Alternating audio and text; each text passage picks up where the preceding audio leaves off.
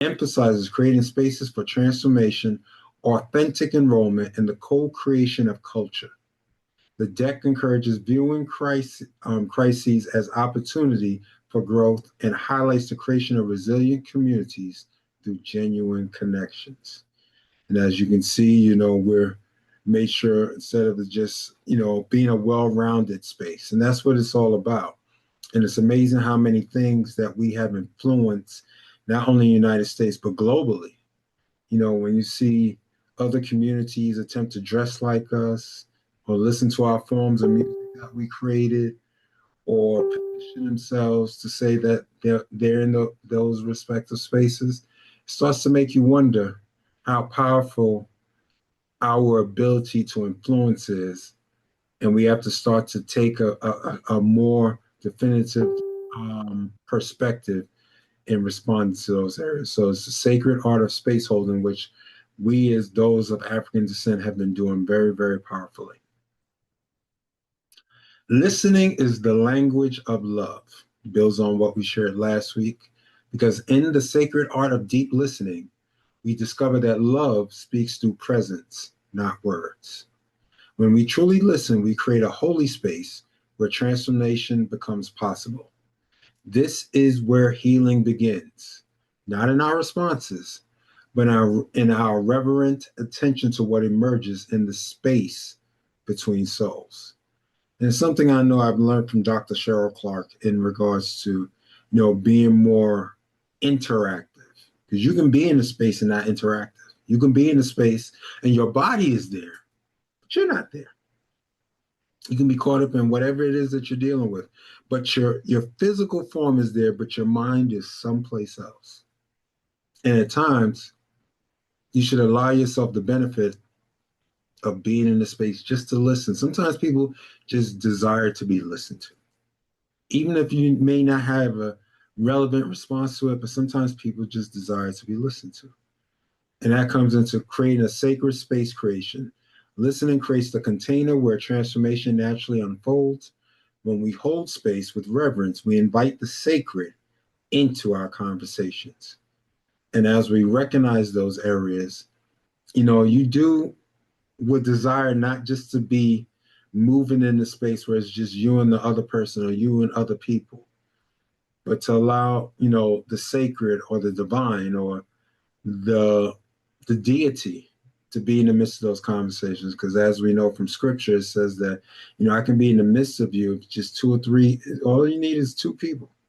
And especially if it's two or three or more you gathered in my name, I'm in the midst of you. So why not always remember that, since we know that God is love? Decode the heart. Look beyond words to the emotion-seeking expression. Who wants to be witnessed? What feelings are asking for acknowledgement and understanding? And that's probably why we started talking the situation about Mr. Reed. As much as that we don't totally agree with the words that came out of Mr. Kirk's mouth, but you don't wish someone being murdered. You don't wish someone being killed. That's not the point. We're not in that space to be judge, jury, and executioner.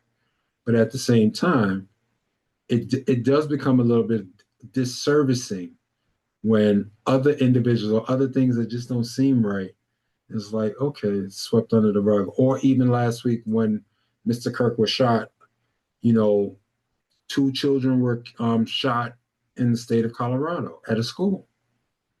And the perpetrator, who was also a young person, decided to commit suicide during this another school shooting. But that was kind of swept under the rug.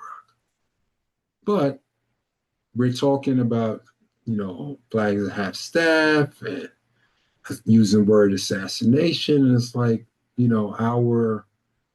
sometimes we have to get back into that space of having a certain level of relevance for the overall community. And soul awakening. The human soul comes alive when it encounters true witnessing. In being heard, we remember our inherent worth and beauty. Here's the practice inquiry for this particular sign. What's being felt but not said?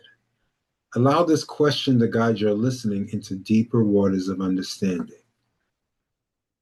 See, at times, what we don't say could be just as powerful, sometimes even more powerful than what is being said.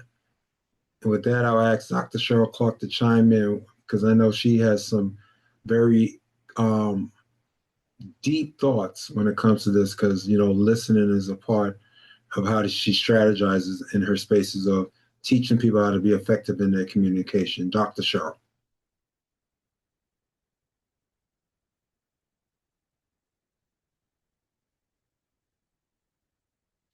1, 2, 3, 4, 5, 6, Yeah. 7, 8, Oh, 9. you got to repeat the question because I came running. Keep running. Oh my goodness. Yes. No, So sorry. Repeat the question, Dr. Clark. I heard you, but no. In reference to the whole thing about listening and how that helps to accentuate the whole space of love, or at least just allowing yourself to be aware of your environment.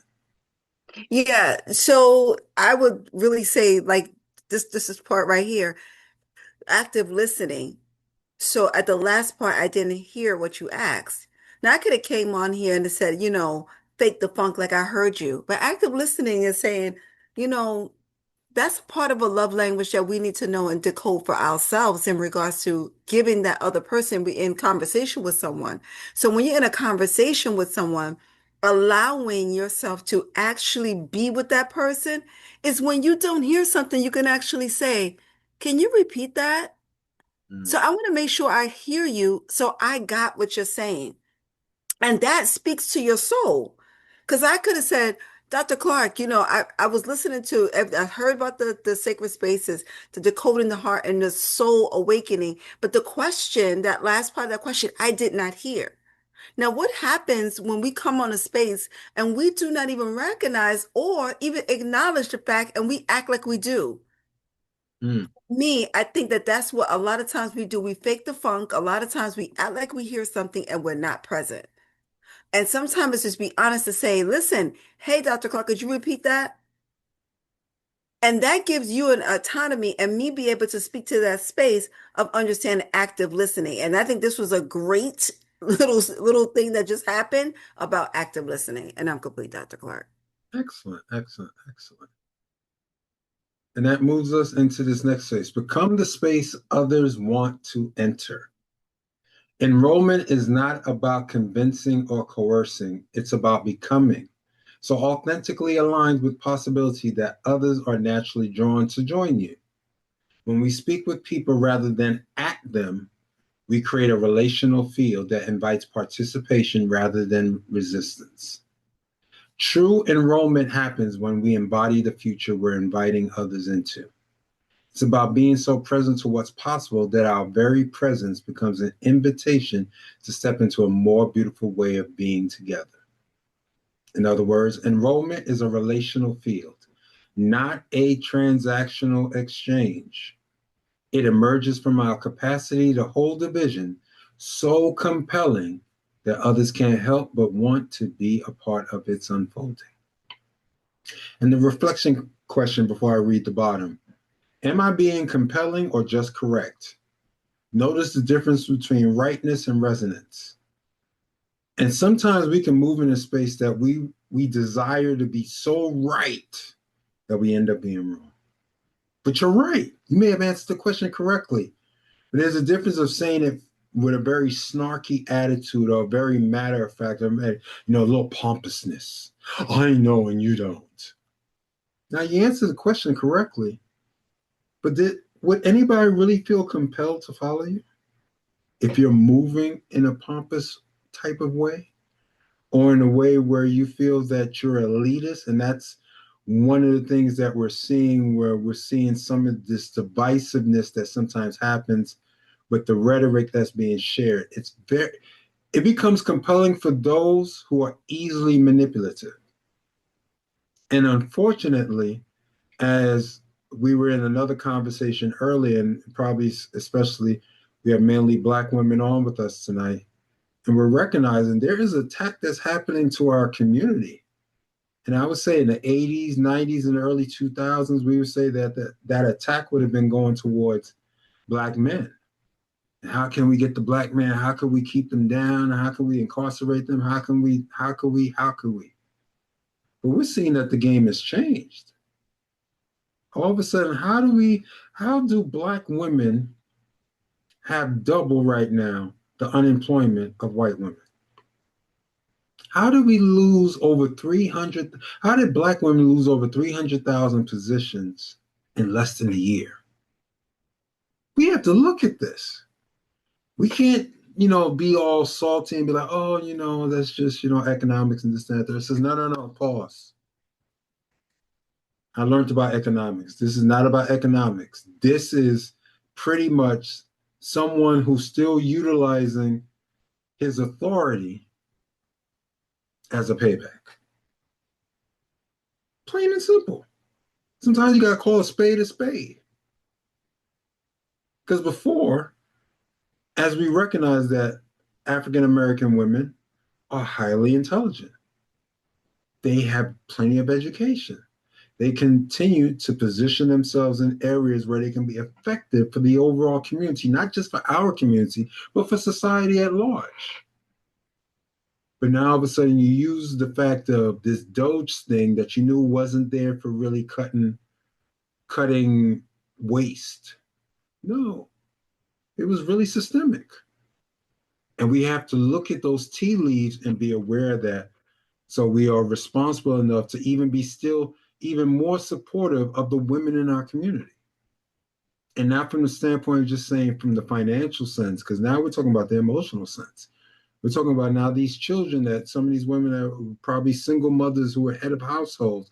And now it gets exacerbated when we start talking about tariffs and we talk about food prices and what it costs to heat your home or to turn on the lights in your house or all the other relevant bills that goes on. Or you hear this one, the electric company wants to raise rates and all this stuff, or the gas goes up when you go to the pump. It's all of these things combined creates a scenario where you have to sit there like, wow, what type of real systemic game are we attempting to play here? And are we being really truly aware of it? So it's not so much counteracting it, but able to navigate and to be able to pivot. So all of us have to create a relational field, cultivate a space of mutual respect and genuine care where authentic connection can flourish. Speak with speak with, not act. Engage in dialogue that honors the wisdom and experience of others rather than imposing your own perspective. And offer worth stepping into. Present a vision of the future that inspires and invites participation through its inherent beauty and possibility. Any thoughts about this slide before we move on?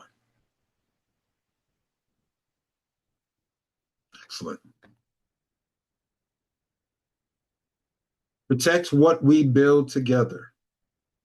And this is something that this is a major caveat for all of us as of African descent. We have to recognize how we're able to circulate our dollars so that that's a part of our preservation process. That actually helps to enhance how we have the ability to have some semblance of control even over our respective communities. But if we're not willing to circulate our dollars with each other, then we're caught up in the patterns of still being just consumers. So culture is not something that happens to us. It's something we consciously co-create together. In our circles, we are called to be fierce guardians of the sacred culture we're birthing, remaining vigilant against the unconscious adoption of patterns that diminish our collective power and authenticity. And if we go to the graph, you see that sacred co-creation is one of the first ones. Culture emerges from our intentional choices about how we want to be together. Every interaction is an opportunity to weave the fabric of our shared reality. That's the reason why I had to bring up the situation about Mr. Reed.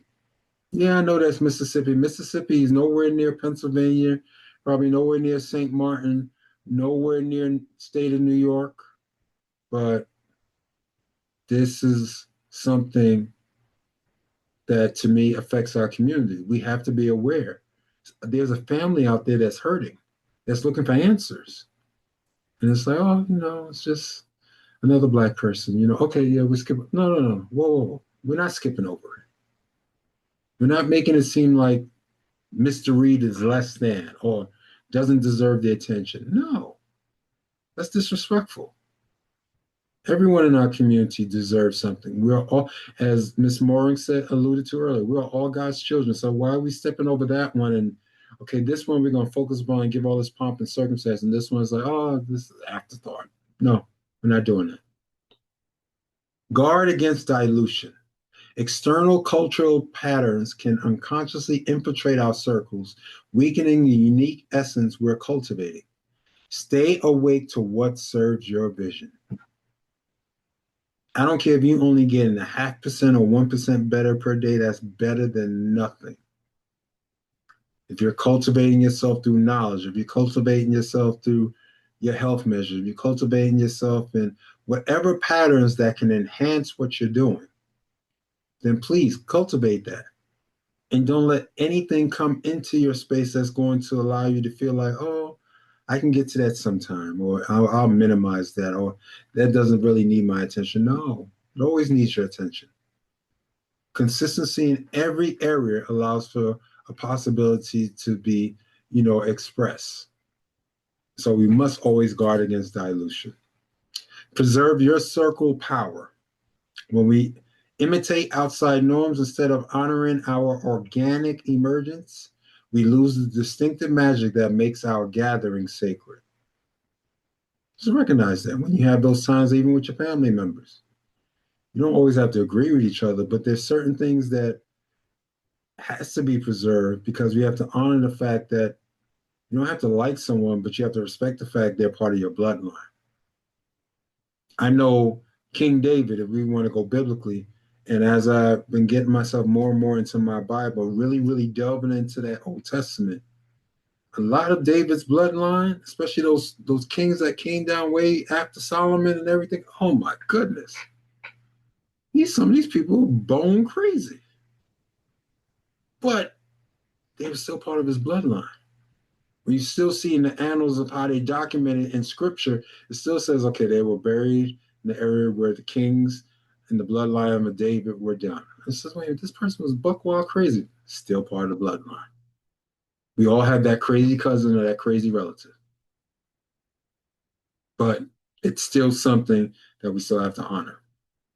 And ultimately, we claim our stories. The narratives that guide us must arise from our lived experience and shared vision, not borrowed from cultures that may not serve our highest good. And that's why I had to bring the thought about Charlie Kirk into play, because, they would make it seem as if this man was attempting to do something like he was caring about some level of a civil right when he was uncivil. He was uncivil in his rhetoric about my community as a whole. He was disrespectful, especially towards Black women. He was just more or less speaking to his own community and, telling young men that they should do the 3 M's. Mate, no, get married, get mated, and get a mortgage. So you can protect white life. But yet and still, and you can find it online. It's not for me to reiterate some of the stuff that he said, but you start to recognize it's like, you have to watch what you sow because you're going to reap what you sow. And the essential inquiry, what stories are truly ours?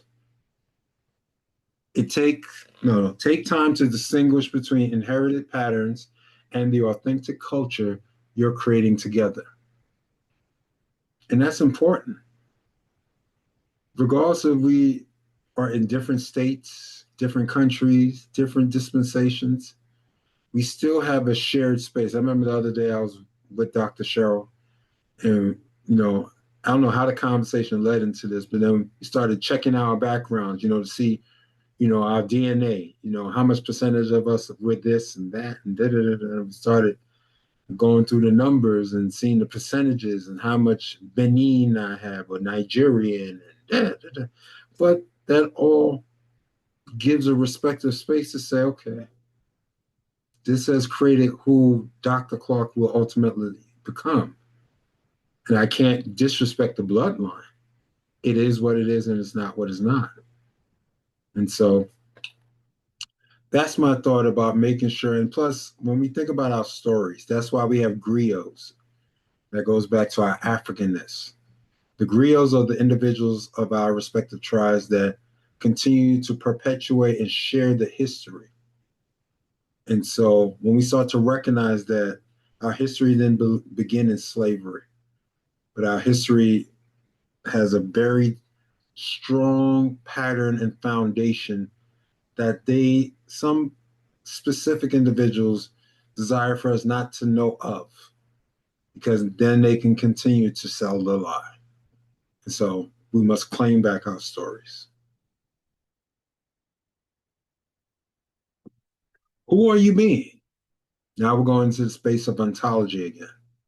The study of being invites us to examine not just what we do, but who we are being as we do it.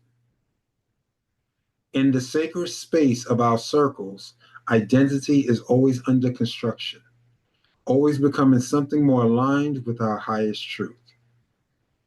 Remember, your circle can build and expand, and you can even remove certain things out of your circle, but whatever you had in your circle previously still infiltrated your space, or still added, or sometimes, if you want to call it so, detracted from who you are. So it still left something, it still left a deposit. So you just all should be very, very mindful of what you allow into the psychosis that you move through. Because those very areas are very important. Because regardless if you say, well, I no longer need that, that imagery, that memory will still be a part of you very latently. Being precedes behavior. The quality of our presence shapes everything that flows from us. When we tend to our being, our actions naturally align with our deepest values and intentions. Here's something you can utilize as a weekly practice. Who am I being right now? Let this inquiry guide you into greater self awareness and intentional presence. What you have to do is ask yourself that question. Who am I being right now? And it's powerful because now you get to recognize what type of space you're generating. Being overdoing. Ontology shifts our focus from external actions to internal states. Who you are being in any moment creates the foundation for all that follows. Notice your internal state before engaging. Cultivate presence as your primary practice, and let your being inform your doing. See, if you flip that last one and allow your doing to inform your being, that means you allow stuff outside of you to dictate what you're doing inside of you. And then that means things can easily control you, or you can fall for anything because you're allowing yourself just to be in that space. Yes, go ahead, Miss Johnson, as I go back to. One question. Sorry, can you go back? Yeah. Cultivate presence as your primary practice. Could you go into that a little bit? I'm a little lost on that one. Okay. When you cultivate presence as your primary practice, you are actually you're taking the ability to be very mindful of who and what it is that you are. Like, take for instance, you're probably in spaces where you're allowing yourself to become much more adept in technology, correct?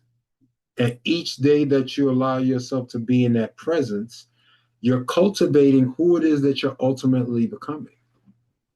So when you get to the space when someone can say, oh, if we want to deal with Python or certain areas of AI, I'll go to Miss Johnson. And all of a sudden, Miss Johnson would sit there and it's like, wait a minute, based upon how you allowed yourself to study and how you put yourself in a particular space of practice, you've made that your primary focus. And within that primary focus becomes a part of your overall presence. And now that overall presence becomes what the world sees. I hope that helped. I got it. Thank you. You're very welcome. Being precedes behavior. Your way of being creates the field from which your actions emerge. Shift your being and your behavior naturally transforms. Breathe into your desired way of being. Now, the reason why that's so important, because we didn't recognize how powerful breathing is. You can breathe in fear. You can breathe in prosperity. You can breathe into all those things that you desire for your path to be. Even when we think about it, poverty is always a choice. It is. Because I know I won't get into the raw numbers, but me and Dr. Cheryl was part of a conversation earlier. And when you start to really break down what Mr. Kirk was able to build as an organization, which led to the movement, and you sit there and you scratch your head like, and then other people would say, there's nothing here. There's nothing in the kitty. Oh, of course, there's money in the kitty. You have to find it. You have to create those atmospheres. Are you breathing in those possibilities? And as you breathe that in, then you start to move in those actionable spaces and possibilities to create what it is that you desire at the end. Embody the change you wish to see. If you don't believe it, no one else outside of you will. And too many times we see too many people talk a good game, but you don't even believe the stuff that you're pushing. If you don't believe it, then what are you saying it for? It doesn't become a great atmosphere. It doesn't even grow anything. It's just talk with nothing behind it. Trust that the right action follows right being. You have to trust yourself. And too many times we don't trust ourselves because we're afraid to fail. We feel that failing means that there's something wrong with you, or there's something wrong in the perspective of this. There has to be something wrong. No. The person who created 7-Up failed 6 times. Now, he would have been a failure if he'd have stopped at 6. But since he decided to move on one more time, well, the same way that we know, even though Edison didn't create the light, but he recognized, based upon all the things that are documented, failed about 10,000 times until a black man came and figured out, well, your filament's off. And we fixed the filament. Now, all of a sudden, once the circuit is closed and it starts to emit that heat, emitting heat now generates light for you to see. And all of a sudden, oh, it's stable. Thank you, Mr. Lattimore. So we have to remember those things. Identity under construction. In circle space, we embrace the fluidity of identity. We are always becoming, always growing into greater expressions of our authentic selves. Release fixed ideas about who you are. That's one of the greatest things that we have to learn. And that's why we're recognizing being flexible. Not saying that we still can't do great things for our community, but how can we be flexible to recognize that the cheese has moved?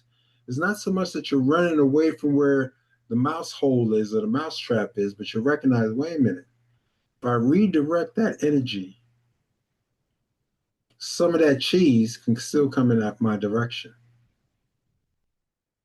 Welcome the discomfort of not knowing. And Dr. Cheryl Clarke alluded to that and gave a great example. It'd have been easy for her to come in here and say, well, I'm a doctor. I can just come in here and say, I heard what my husband said. And it started to articulate a thought. But since she welcomed the discomfort of not knowing by asking a question by her being an inquiry, she actually generated the space even more powerfully. Because none of us are perfect. Not a one. And then when we get out of that, then we're not stuck at being fixed. Oh my God, it has to be perfect. If it's not like this, we can't get it done. Who told you that lie? Why are you pigeon-toeing yourself? Some of the greatest discoveries happen because, oh, wait a minute, I didn't even mean to do it that way. But that was the realm of discovery. And trust the process of becoming. You will trip.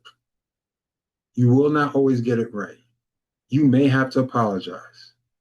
Sometimes, and I learned this, I remember this from high school, and I still do it to this day. And sometimes it gets on. I know sometimes it gets under Dr. Cheryl's skin, but she's like, sometimes you just do stuff, and it's like, yeah, it's easier. And I never forget the start, and it's a very definitive, deductive reasoning statement. It is easier to say sorry than to wait for permission for certain things. Certain things you should just always be in conversation about. But it's easier to say sorry than to wait for permission, because the people who truly change the world don't wait for people to say, oh, okay, I give you permission now to do that. If that's the case, most of the people who have iPhones wouldn't have an iPhone. If that was the case, we wouldn't have Microsoft. If that was the case, we wouldn't have Amazon. And so on and so forth, or Hewlett Packard, or any of these things.